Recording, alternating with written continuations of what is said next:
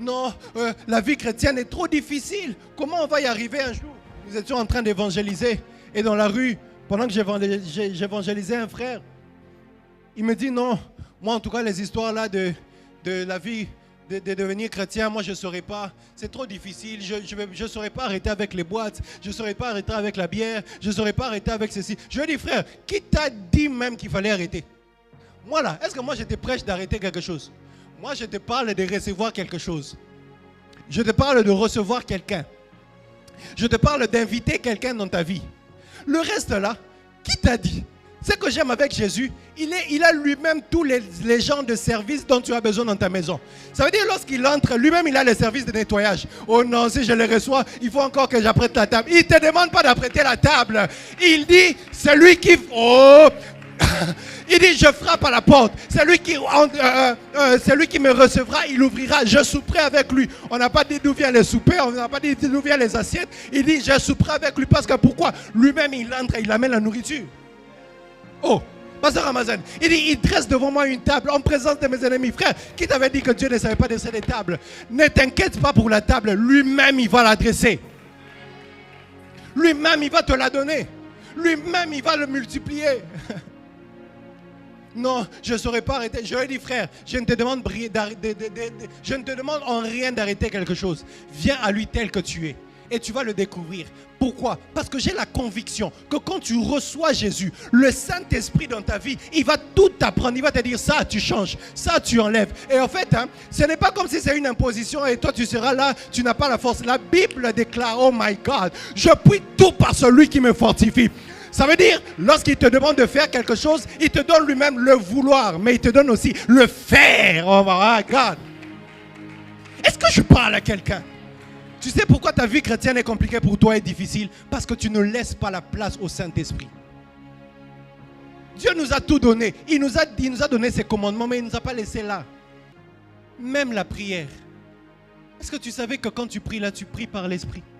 Est-ce que tu savais que quand tu pries là, tu ne fais qu'emprunter les mots de l'Esprit? Écoutez ce que Romains 8, le verset 26 le dit. De même aussi, l'Esprit nous aide dans notre faiblesse. Il sait que nous sommes faibles, Maramboba, prière, tous faibles. Mais il dit, la Bible dit, car nous ne savons pas ce qu'il nous convient de demander dans nos prières. Mais l'Esprit lui-même intercède par des soupirs inexprimables. Oh my God, my God, my God, my God.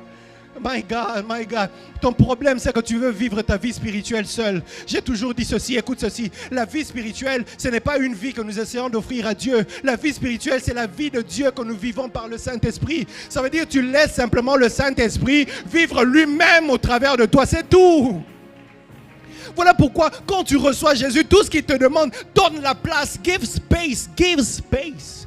Donne juste la place et lui-même il fera le reste. Tu veux prier? Dis-lui, Saint-Esprit, prie aujourd'hui. Prie aujourd'hui au travers de moi. Tu veux adorer? Dis au Saint-Esprit, Saint-Esprit, adore aujourd'hui au travers de moi. Tu veux guérir des malades? Dis au Saint-Esprit, guéris des malades aujourd'hui au travers de moi. C'est pas à toi, c'est à lui. Tout est difficile pour toi. Pourquoi? Parce que tu ne comprends pas que c'est à lui de le faire. Je vous ai parlé dimanche du riche. Le riche vient vers Jésus. Il demande, non, qu'est-ce qu'on peut faire pour accéder au royaume? Jésus lui dit, écoute ceci, fais ceci, vends tous tes biens et suis-moi. Et il dit, non, c'est trop compliqué, il part.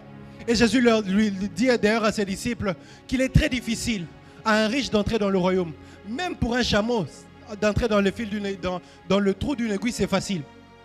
Écoutez ce que les disciples disent. Les disciples disent à Jésus, mais c'est difficile alors. Jésus leur dit, aux hommes cela est impossible, mais à Dieu tout est possible. Tu ne comprends pas au fait que les choses de Dieu, on ne le vit que par Dieu lui-même.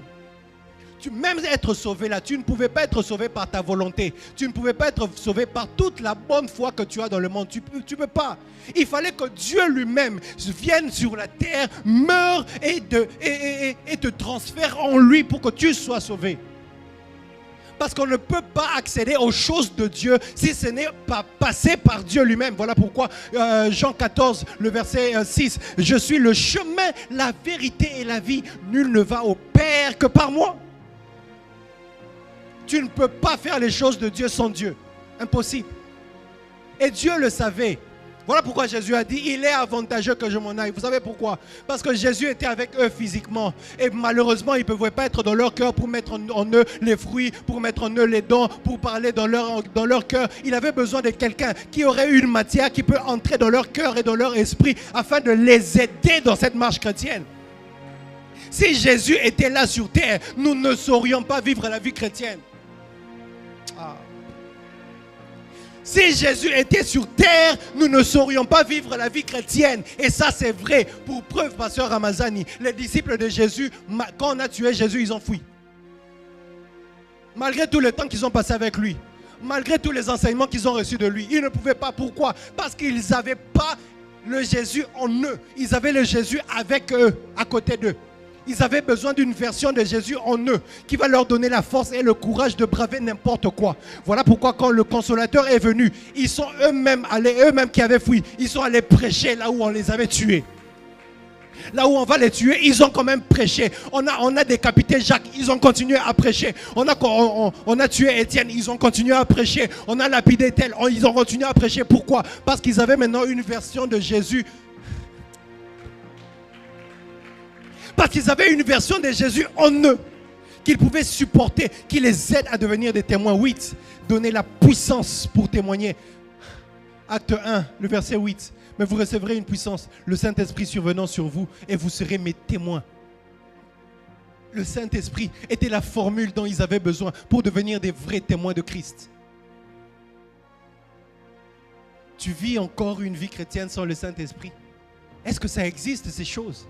Ça n'existe pas.